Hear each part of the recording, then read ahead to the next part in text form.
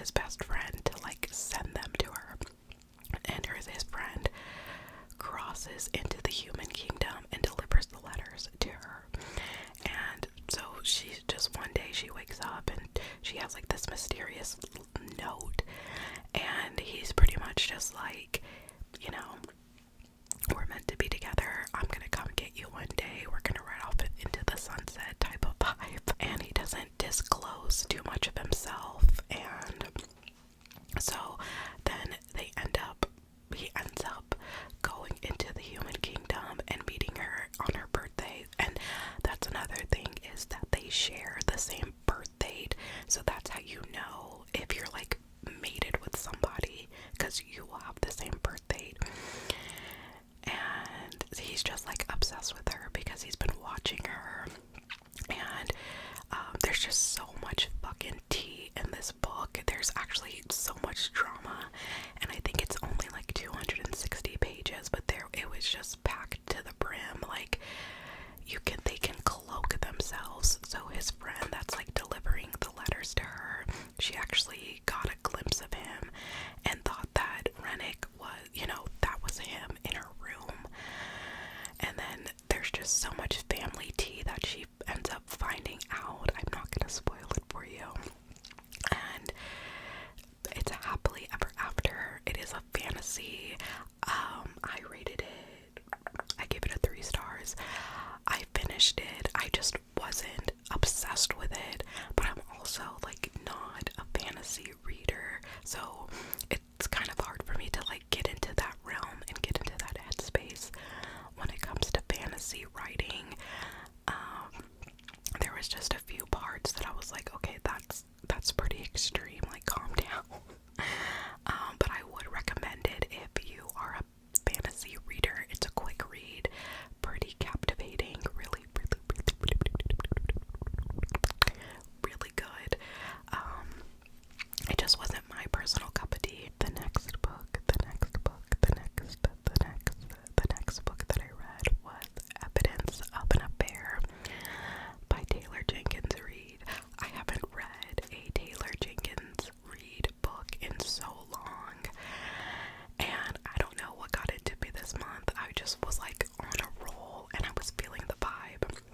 So we meet Carrie, and this story is really cool because it's told through pen pal and like letters. So we meet Carrie, and she figures out that her husband is having an affair. I think this was like based in like the 1950s, if I remember. And she finds some letters from her husband to this other woman, and she figures out who her husband is, and she writes him a letter and was just like, hey, I think our spouses are having an affair. Please let me know if you find any letters. And so they just correspond back and forth with each other. And at first he's like, no, you know, I don't see any letters, but if I find them, I'll send them to you, and thank you so much for like letting me know. And then it just keeps evolving, and they keep talking to each other. And so Carrie's husband's like, I gotta be with you, I gotta see you again. And then Carrie and David is the other spouse that's getting cheated on. David and Carrie are like, girl, like we need to meet up, like we need to see each other, we need to see each other. And Carrie's kind of like, I don't know, but they end up like crossing that line and seeing each other several times. And Carrie is using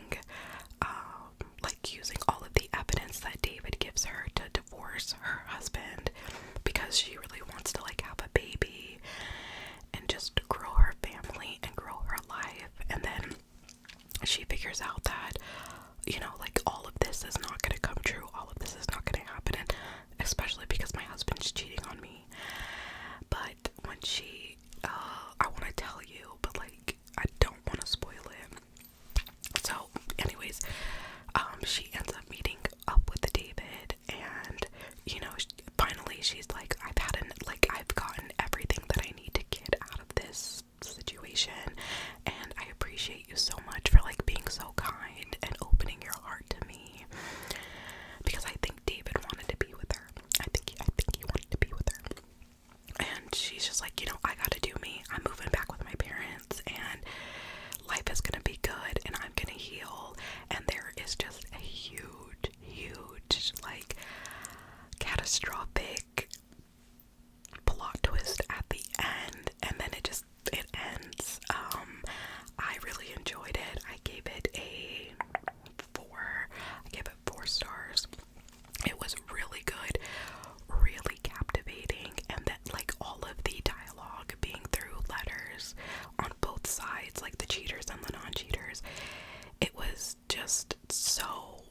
I don't know, like it was, I loved the writing and the story and the ending. The ending was crazy. I loved it. So that was Evidence of an Affair by Taylor Jenkins Reid. Next on my reading list that I read was The Doll's House by Lisa Unger. This was a thriller, suspense, novella vibe. I'm gonna read you the blurb, okay? A widowed mother ready to give love another chance moves in to her fiance's old family house with her teenage daughter. But as they try to build a future together, the past refuses to let go in this haunting short story from New York Times best-selling author Lisa Unger. So Jules is the mother, and I don't remember what happened. Oh, her husband committed the big ass, and he died. So Jules meets Kieran, and they end up like falling in love quick. And Jules and her daughter Scout move into Kieran's house, and just off the rip, shit is sketchy. So it's like a smart home. If you've ever seen the movie Smart House on Disney Channel, that's kind of how they set the story up to kind of mimic. So they live in this like smart home, gigantic mansion. Scout's gonna go to like this prestigious high school, and Scout is like very against moving to a new house and like leaving everything she knows behind. So as she's touring like her new house, of course her new stepdaddy to be comes in and is like, oh, you know, whatever, and then he's like, oh, here's this doll. It's supposed to like be like a replica of like his sister, and and just freaky shit starts happening. And Scout, because Kieran's sister also killed herself, and Scout's like, no, I don't think that's true. I think this guy is a phony and a liar. And so she makes it her mission to figure out what happened to Kieran's sister. And then while Scout is doing her scouting of like the truth, Jules is also uncovering stuff about Kieran and the house and just what's really going on. I gave it 4 stars in the beginning, but the longer that I think about it, I would have given it like 2. I didn't really like it. This was a novella. Yeah, it was a novella, so it was like very short. But the story just like wasn't believable, if that makes sense. Like they had like barely been together, like they barely just met each other, and they're already moving in, and the daughter's moving schools. There was just so many moving parts of this story that just like didn't make you feel like you were in it all the way, and didn't make you, you know, just like you did not feel there in the story, and it just like wasn't believable. So like when a story is not believable, it's hard to get into it. The ending was very predictable, of course, and I don't know, I just didn't really enjoy it. It is like a good short, you know, little short story to like beef up your reading list if you're like a big goals person. It's really good for that. But other than that, I wouldn't go out of my way to like recommend it to somebody. Okay.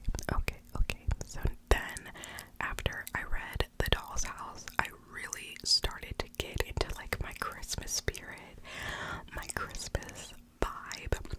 So I read a few books from the Under the Mistletoe collection. It's kind of like a novella, Christmas, short story collection through Amazon, like Kindle Unlimited. So the first book I read is Merry Ever After by Tessa Bailey. And we meet Evie, who is a single mom working at like a small country town thrift store, and Luke comes in and he's like the cowboy, and like who needs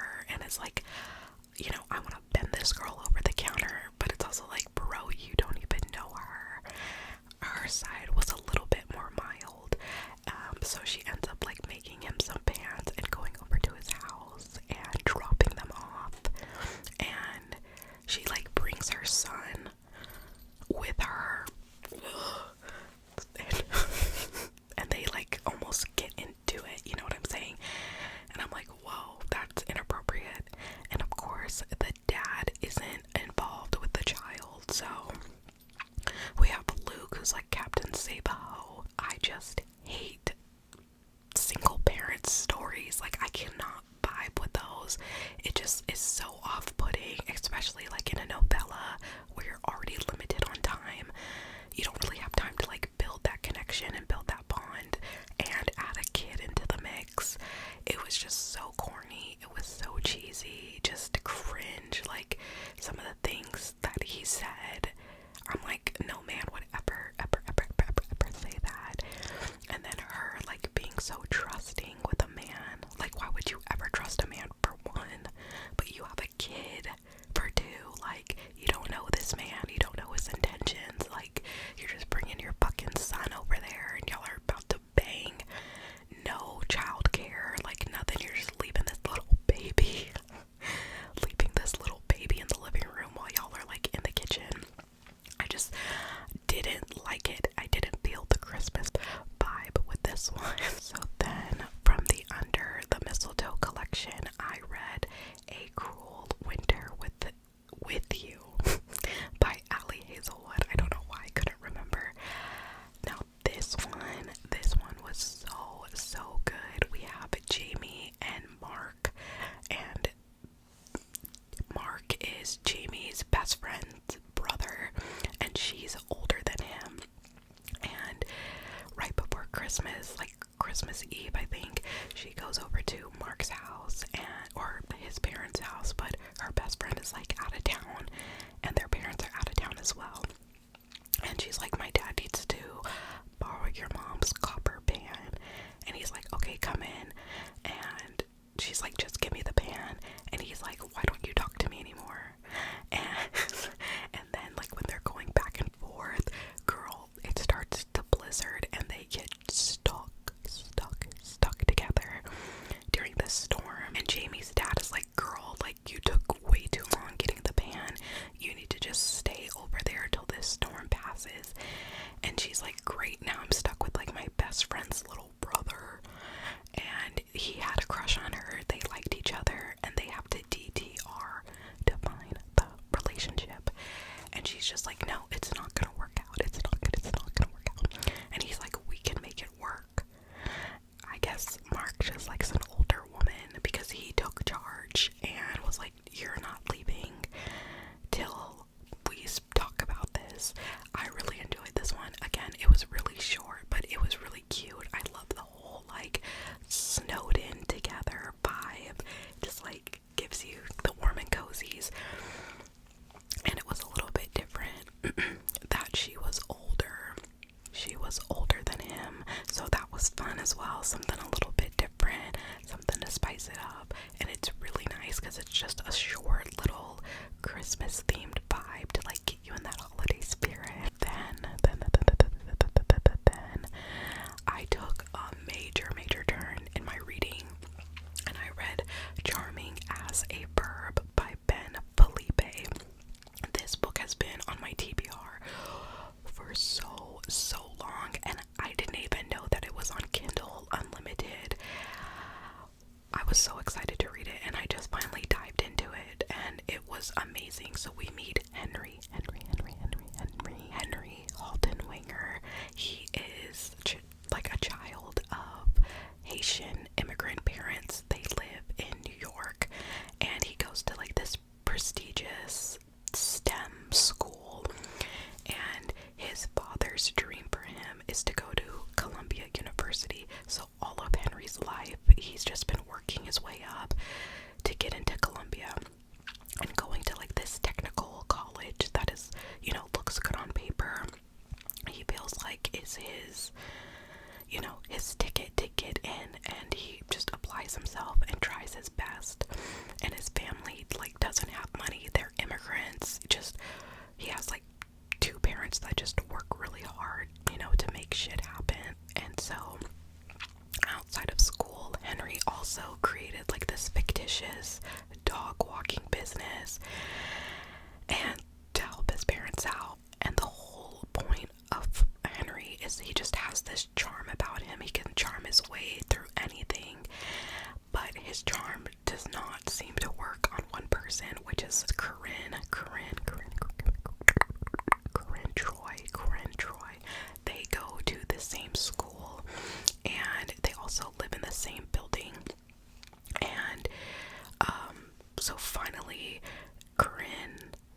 family, like her mom and her, they get a dog, and since Henry runs a dog walking business, they decide to enroll enroll their dog to let Henry be the dog walker.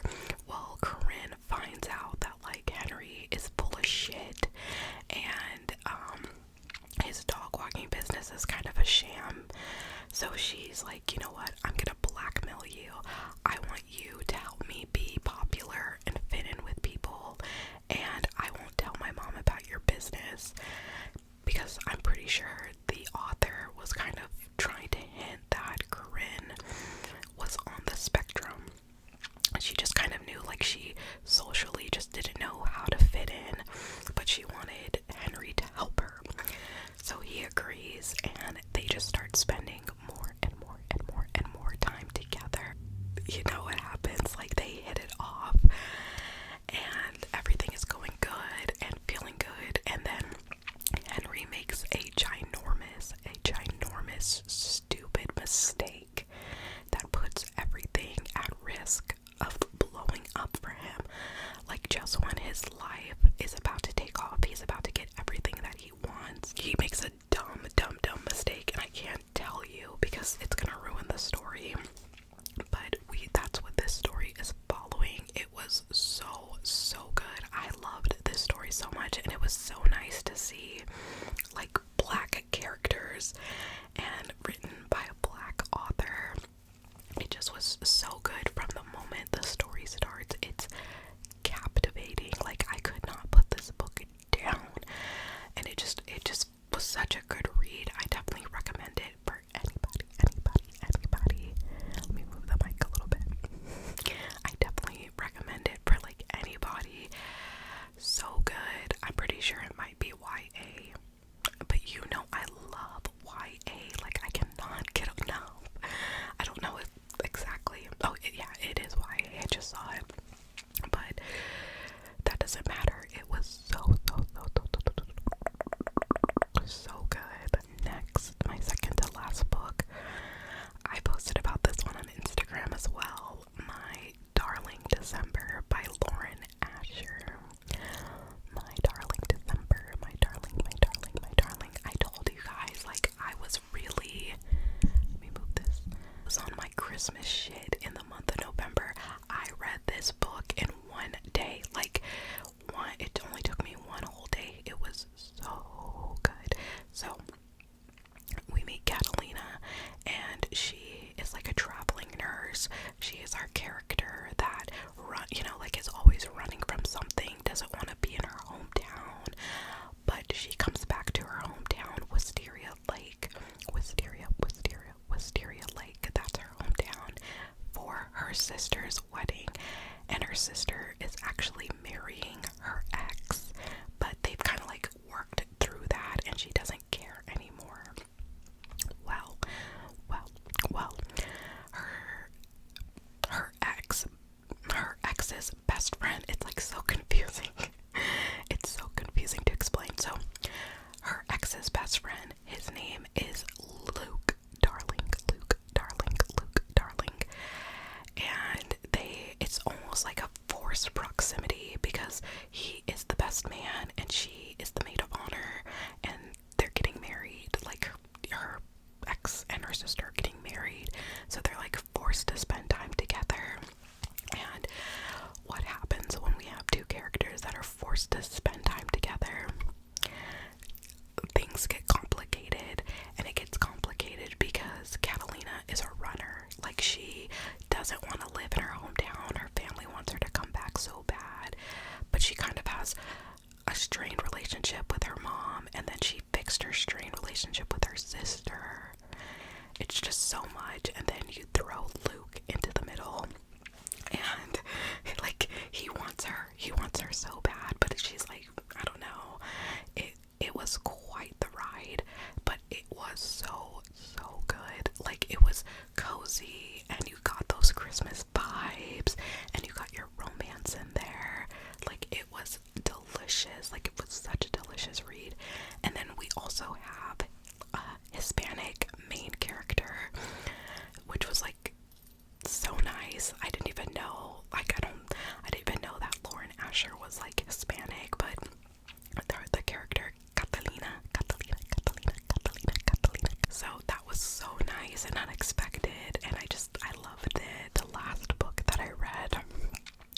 was another Christmas one. This was Unwrapped by Alexis Winter. Unwrapped, unwrapped, unwrapped.